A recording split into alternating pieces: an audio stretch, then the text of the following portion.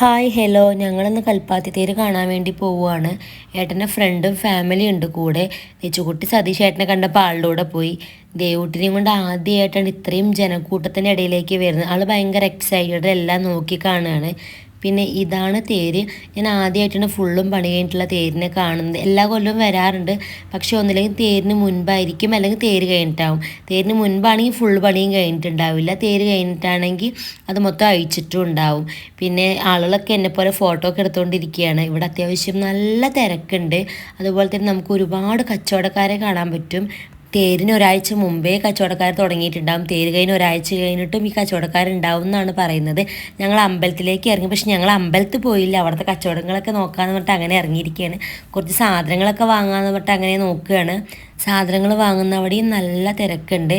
പിന്നെ അമ്പലത്തിൻ്റെ മുകളിൽ 10, 20, 30 രൂപയുടെ സാധനങ്ങളുണ്ട് പറഞ്ഞിട്ട് ഞാനും തെച്ചുകുട്ടിയെ സന്ധി ചേച്ചിയും കൂടെ അത് നോക്കാൻ വേണ്ടി പോയിരിക്കുകയായിരുന്നു. പിന്നെ ഇവിടെ ചെറുതായിട്ടൊന്ന് മഴ ചാറി, അതുകൊണ്ട് തന്നെ തിരക്ക് കുറച്ച് കുറഞ്ഞിട്ടുണ്ട്. എല്ലാവരും വലിയ മഴ വരുമെന്ന് വെച്ച് വീട്ടിൽ പോയതായിരിക്കും. ഞങ്ങളും ആദ്യം വിചാരിച്ചു അങ്ങനെ. പിന്നെ ഞങ്ങൾ 2 ഫോട്ടോ ഒക്കെ എടുത്തു. അപ്പോൾ ഇത്രയേ ഉള്ളൂ ഇന്നത്തെ വീഡിയോ.